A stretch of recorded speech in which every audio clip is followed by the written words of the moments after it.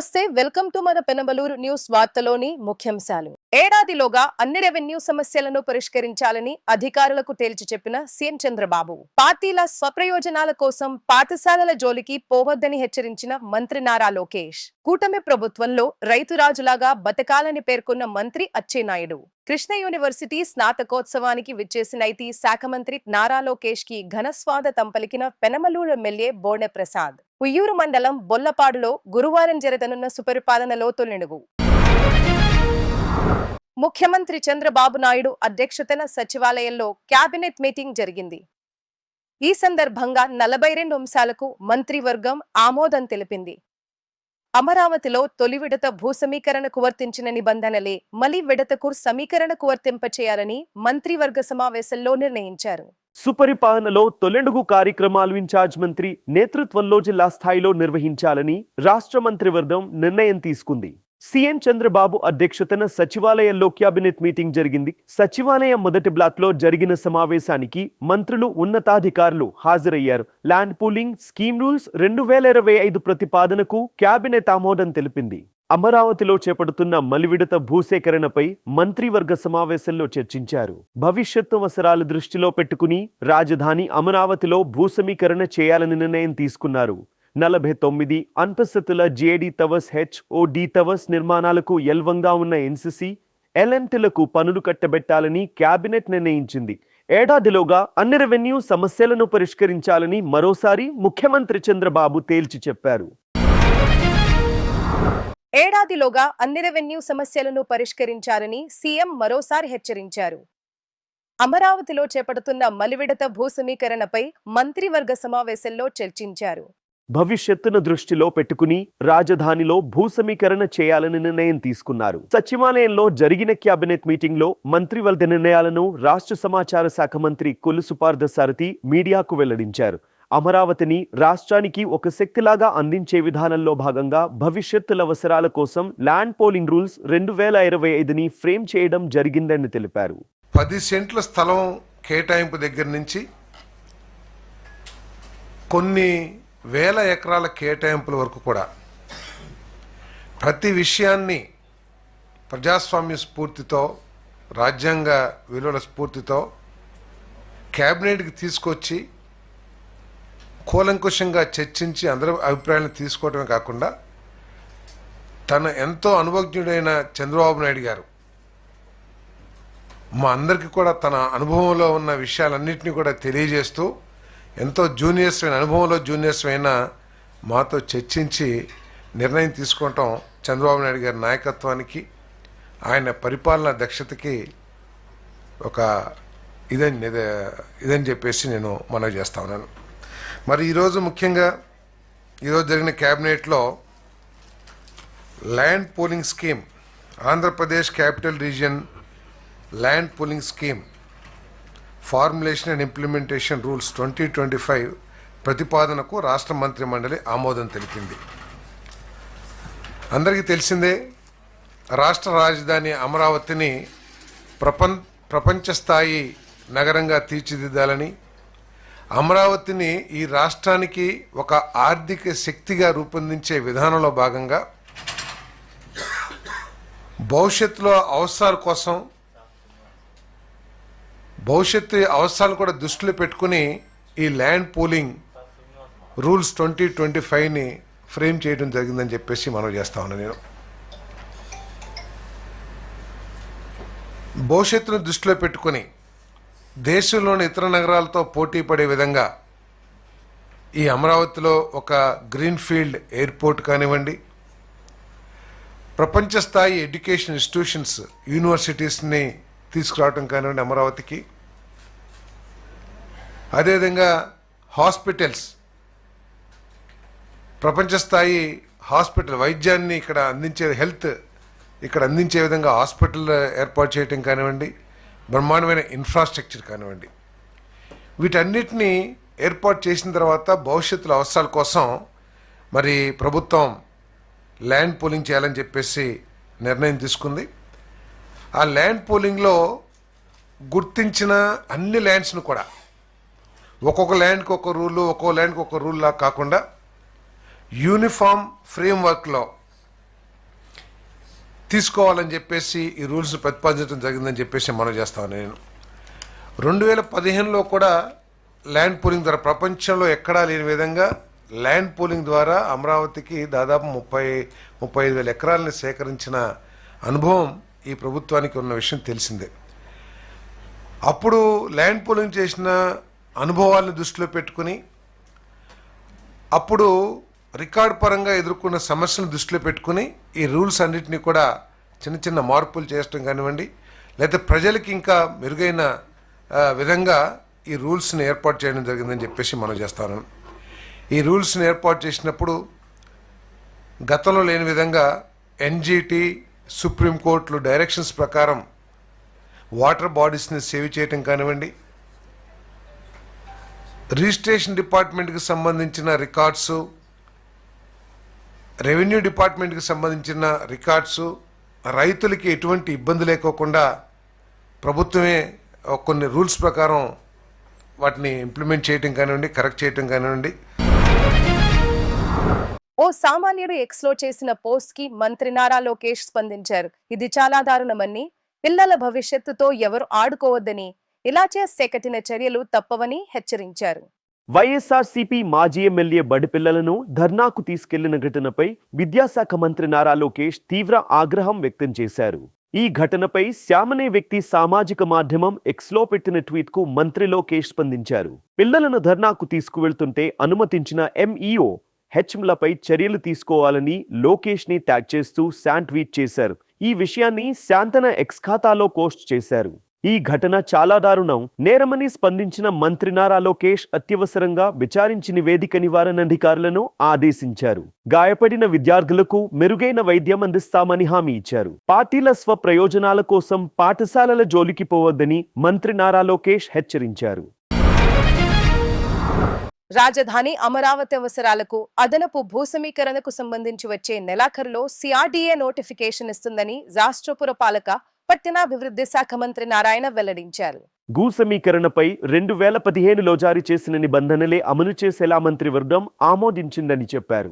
రాజధాని అమరావతిలో 5,000 ఎకరాల్లో అంతర్జాతీయ విమానాశ్రయం, 2,500 ఎకరాల్లో స్మార్ట్ పరిశ్రమలు, మరో 2,500 ఎకరాల్లో స్పోర్ట్స్ సిటీ ఏర్పాటుకు మొత్తం 10,000 ఎకరాలు అవసరమవుతుందని తెలిపారు. అమరావతిలో ఎకనామికల్ గ్రోత్ కావాలంటే అనేక రకాల పరిశ్రమలు రావాల్సి ఉందన్నారు. అయితే ఇది డెవలప్ కావాలంటే ఎకనామిక్ యాక్టివిటీ కావాలి. ఎప్పుడైనా హైదరాబాద్ డెవలప్ అయిందంటే హైదరాబాద్లో ఎయిర్పోర్ట్ కట్టబట్టి, అనేక సాఫ్ట్ ఇండస్ట్రీస్ రాబట్టి, అనేక టూరిజం యాక్టివిటీస్ డెవలప్ చేయబట్టి యాక్చువల్గా హైదరాబాద్ డెవలప్ అయింది. అదేవిధంగా ఈ 34,000 ఎకరాలు ఏదైతే తీసుకున్నామో అది డెవలప్ కావాలంటే ఖచ్చితంగా స్మార్ట్ ఇండస్ట్రీస్ కావాలంటే ఇక్కడ ల్యాండ్ లేదు దీంట్లో. అదేవిధంగా ఎయిర్పోర్ట్ కట్టాలంటే ల్యాండ్ లేదు. అదేవిధంగా ఒక 2,500 ఎకరాలు ఒక ఇంటర్నేషనల్ స్పోర్ట్స్ సిటీ కావాలంటే ల్యాండ్ లేదు. అందువల్ల యాక్చువల్గా ఇది డెవలప్ కావాలన్నా ఖచ్చితంగా చేయాలంటే ల్యాండ్ ఎక్విజిషన్కి పోతే 10,000 ఎకరాలు చాలు. కానీ ల్యాండ్ ఎక్విజిషన్ పోతే రైతులు నష్టపోతారని మన యొక్క శాసనసభ్యులు ప్రజాప్రతినిధులు యాక్చువల్గా చెప్పారు. దానికంటే కూడా ల్యాండ్ పుల్లింగ్కే ఇష్టపడుతున్నారని. బట్ ల్యాండ్ పుల్లింగ్ తీసుకునేటప్పుడు ఒక 40,000 ఎకరాలు తీసుకుంటే 10,000 మిగులుతుంది. అందువల్ల యాక్చువల్గా ఈరోజు ల్యాండ్ పుల్లింగ్ పోతున్నాం. 2014-19లో 2015 జనవరి 1 నోటిఫికేషన్ ఇచ్చాం. దానికి రూల్స్ అన్నీ చేసి అంతా చేసే లోపల ఆల్మోస్ట్ 1 year అయిపోయింది. ఆ తర్వాత దానికి లేఅవుట్ చేయడానికి, తర్వాత బిల్డింగ్స్ డిజైన్ చేయడానికి దాదాపు 2018లోనే 18 ఆల్మోస్ట్ స్టార్టింగ్లోనే టెండర్ ఇచ్చాం. అంటే 1 year ముందు. అంతకుముందు ఇచ్చిన 360 కిలోమీటర్ల రోడ్డు, ట్రంక్ రోడ్స్ కానీ, లేఅవుట్స్ రోడ్ కానీ, ఐకానిక్ బిల్డింగ్స్ టెండర్ ఇచ్చింది. అందరూ గమనించాల్సింది, రైతు సోదరులు గమనించాల్సింది. లాస్ట్ 1 yearలోనే, ఆ 1 yearలోనే దాదాపు 9,000 కోట్ల రూపాయలు ఖర్చు పెట్టాం. మరొక 1.5 year ఉంటే అయిపోయినది ప్రాజెక్టు. కానీ గత ప్రభుత్వం ఆడిన 3 ముక్కల ఆటతో మొత్తం అయిపోయింది, మొత్తం నాశనమైంది. మళ్ళీ ఈ ప్రభుత్వం వచ్చిన తర్వాత స్టార్ట్ చేయాలంటే అనేక సమస్యలు ఉన్నాయి. ఎందుకంటే వాళ్ళ టెండర్లు గత ప్రభుత్వం క్యాన్సిల్ చేయాల, వాళ్ళకి డబ్బులు ఇవ్వాల. అందువల్ల వాళ్ళు ఏంటంటే మాకు 5 ఏళ్ళు అన్నీ నష్టపోయాం అంటే మళ్ళా కమిటీలు వేసి, టెక్నికల్ కమిటీస్ డిస్కస్ చేసి అనేక దఫాలు. దానివల్ల అథారిటీలో క్యాబినెట్లో అప్రూవ్ చేసి వాళ్ళు సాల్వ్ చేయడానికి మాకు టైం పట్టింది, దాదాపు 6 నెలలు. తర్వాత ఉన్న బిల్డింగ్స్ అన్నీ స్ట్రెంత్ చెక్ చేయడానికి ఐఐటి వాళ్ళకి ఇస్తే అదొక 3 నెలలు పట్టింది. ఈ విధంగా ఆల్మోస్ట్ 8 నెలల సమయం ఎటువంటి లీగల్ ఇష్యూస్ లేకుండా టెక్నికల్గాను లీగల్గాను సాల్వ్ చేసుకొని అయిపోగానే టెండర్లు పిలిచాం. దాదాపు 52,000 కోట్లకి టెండర్లు పిలిచాం. అన్ని వర్క్ స్టార్ట్ అయినాయి. 10,000 పైగా వర్క్ చేస్తున్నారు. అయితే ఈ నెలలో ఈ యొక్క జూన్ జూలైలో కొద్దిగా వర్షాల వల్ల కొద్దిగా అబ్స్ట్రక్షన్ ఉంటుంది. అయినా 10,000 మంది ఇప్పుడు చేస్తున్నారు. దాదాపు నా ఎక్స్పెక్టేషన్ అయితే ఈ వర్షాలు కానీ నెక్స్ట్ మంత్ ఎండింగ్ కానీ తగ్గితే 20,000 మంది వర్క్ చేస్తారు. 1 ఇయర్లో అధికారులకు సంబంధించిన 4,000 బిల్డింగ్స్ అయిపోతాయి. వీళ్ళు ఎన్ని మాట్లాడినా ఎవరి మాట్లాడినా. అదేవిధంగా ట్రంక్ రోడ్స్ ఏదైతే ఉన్నాయో అవి 1.5 year నుంచి 2 yearsలో అయిపోతాయి. లేఅవుట్ రోడ్స్ మాత్రం 2.5 years పడతాయి. ఐకానిక్ బిల్డింగ్స్ 3 yearsలో ఎవరెన్ని మాట్లాడినా 100% ఇది అయిపోద్ది. ఆ విధంగా చక్కగా ప్లాన్ చేసాం. అదేవిధంగా పనులు జరుగుతాయి. పొగాకు రైతులకు గుడ్ న్యూస్. నల్లబల్లి పొగాకు రైతుల బ్యాంకు ఖాతాల్లోకి ఏపీ ప్రభుత్వం 273 కోట్ల రూపాయలను జమ చేసింది. మార్క్ఫెడ్ ద్వారా కొనుగోలు చేసిన రైతులకు ఈ మొత్తాన్ని జమ చేసింది. ఈ సందర్భంగా వ్యవసాయ శాఖ మంత్రి అచ్చెన్నాయుడు మాట్లాడుతూ చివరి పొగాకు ఆకు వరకు కొనుగోలు చేసి తీరుతామన్నారు. కూటమి ప్రభుత్వంలో రైతును రాజులా బతకాలని అన్నారు. ఈ సందర్భంగా అచ్చెన్నాయుడుకు ఎమ్మెల్యే లూలి సాంబశివరావు కృతజ్ఞతలు తెలిపారు. పొగాకు, మామిడి తదితర పంటోత్పత్తులకు సంబంధించి నెలకొన్న ప్రత్యేక పరిస్థితుల దృష్ట్యా రైతులకు అండగా నిలవాల్సిన అవసరం ఉందని గతంలోనే సీఎం చంద్రబాబు స్పష్టం చేశారు. పంటోత్పత్తులను వాణిజ్య కోణంలోనే చూడాలని, వీలైనంత మెరుగైన ధర వచ్చేలా చర్యలు తీసుకోవాలని అధికారులకు సూచించిన సంగతి తెలిసిందే. అదేవిధంగా హెచ్డీబర్లీ పొగాకు కొనుగోళ్లలో వేగం పెంచాలని సీఎం ఆదేశించారు. సచివాలయంలో మామిడి, పొగాకు, కోకో పంటల మద్దతు ధరతో పాటు వివిధ అంశాలపై సీఎం అధికారులతో సమీక్ష నిర్వహించిన విషయం విదితమే. కృష్ణా జిల్లా మచిలీపట్నంలో పర్యటిస్తున్న లోకేష్ కు తల్లికి వందనం అమలు చేసినందుకు తల్లుడు ధన్యవాదాలు తెలిపారు. పిల్లలను చదివించేందుకు ఏ తల్లి ఇబ్బంది పడకూడదనే తల్లికి వందనం అమలు చేశామని లోకేష్ తెలిపారు.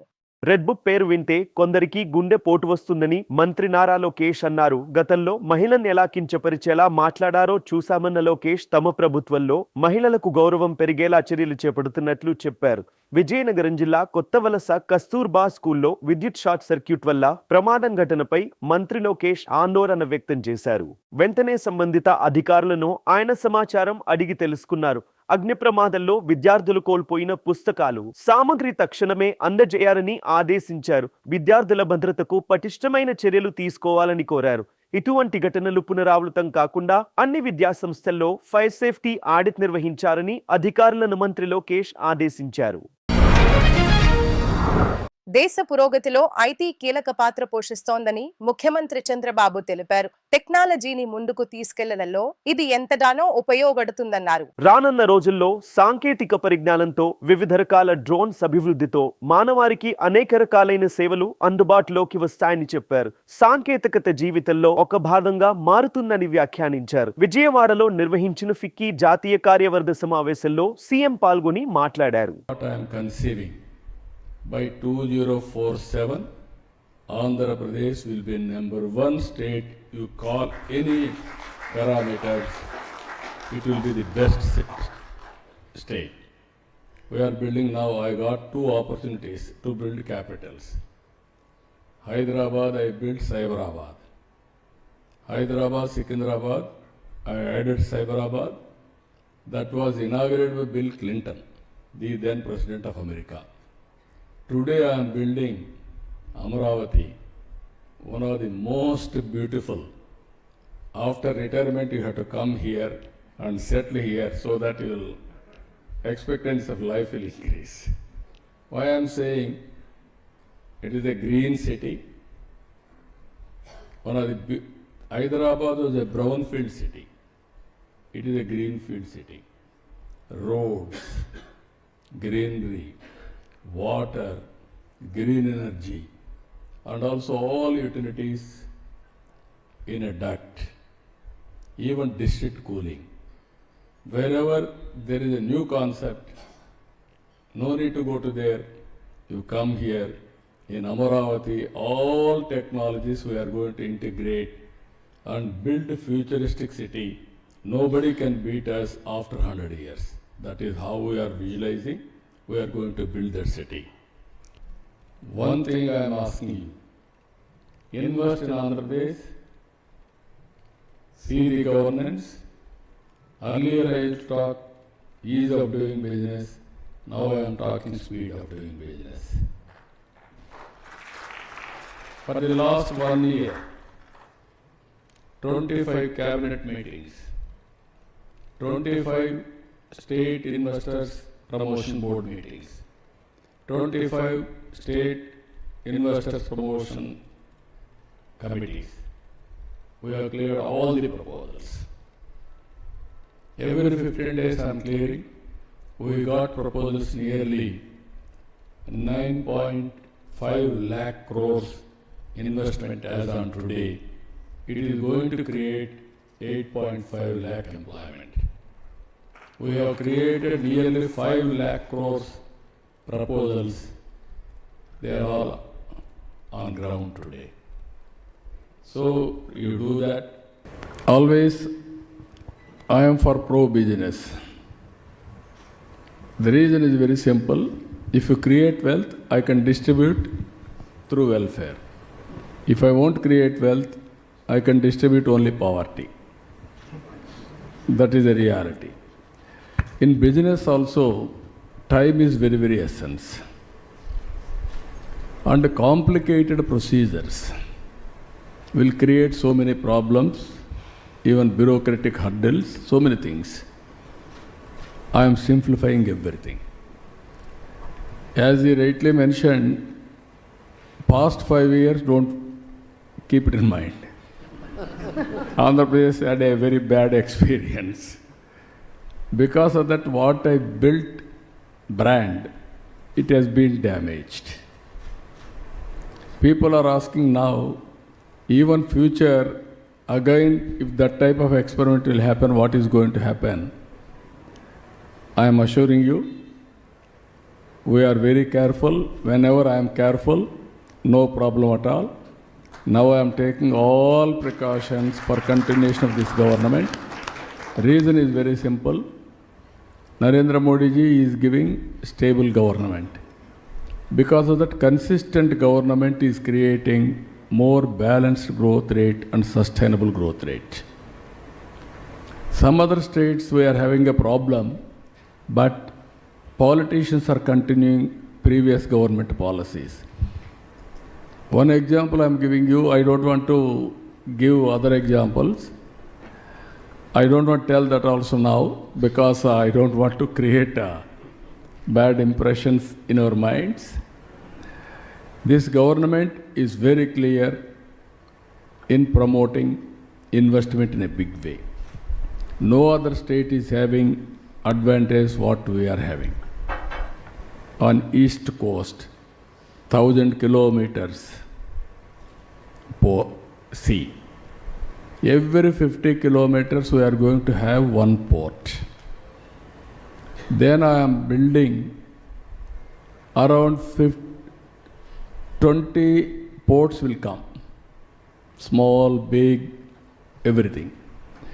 Second one, we are having airports, around 14 to 15 airports. Within an hour, you can reach hub and spoke model. Now our railway track also Kolkata to Chennai, one of the best, this one.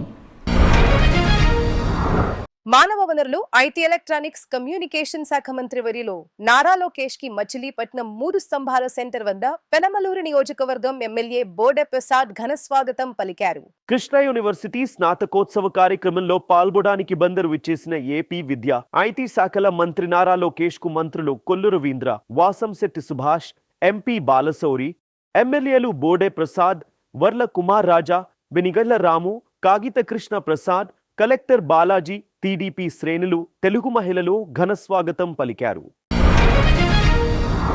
Penamaluru నియోజకవర్గం ఉయ్యూరు మండలం బొల్లపాడులో పెనమలూరు శాసనసభ సభ్యులు బోడె ప్రసాద్ ఆధ్వర్యంలో సుపరిపాలనలో తొలెడుగు నిర్వహించనున్నారు. ముఖ్యమంత్రి నారా చంద్రబాబు నాయుడు ఆదేశాల మేరకు సుపరిపాలనలో తొలెండుగు కార్యక్రమాన్ని ఉయ్యూరు మండలం బొల్లపాడు గ్రామం నందు జూన్ 26న ప్రారంభించనున్నారు. గురువారం జరగనున్న సుపరిపాలనలో తొలెండుగు కార్యక్రమంలో ప్రజలు తమ సమస్యల గురించి అర్జీలు పెట్టుకోవలసిందిగా పెనమలూరు నియోజకవర్గ ఎమ్మెల్యే బోడె ప్రసాద్ ప్రకటించారు. వార్తలు ముగించే ముందు ముఖ్యాంశాలు మరోసారి. ఏడాదిలోగా అన్ని రెవెన్యూ సమస్యలను పరిష్కరించాలని అధికారులకు తేల్చి చెప్పిన సీఎం చంద్రబాబు. పార్టీల స్వప్రయోజనాల కోసం పాఠశాలల జోలికి పోవద్దని హెచ్చరించిన మంత్రి నారా లోకేష్. కూటమి ప్రభుత్వంలో రైతురాజులాగా బతకాలని పేర్కొన్న మంత్రి అచ్చెన్నాయుడు. కృష్ణ యూనివర్సిటీ స్నాతకోత్సవానికి విచ్చేసిన ఐటీ శాఖ మంత్రి నారా లోకేష్ కి ఘన స్వాగతం పలికిన పెనమలూరు ఎమ్మెల్యే బోడె ప్రసాద్. ఉయ్యూరు మండలం బొల్లపాడులో గురువారం జరగనున్న సుపరిపాలనలో తొలెడుగు. వార్తలు ఇంతటితో సమాప్తం. తిరిగి మరల తరువాత ముఖ్యాంశాల్లో కలుద్దాం. అంతవరకు చూస్తూనే ఉండండి మన పెనమలూరు న్యూస్.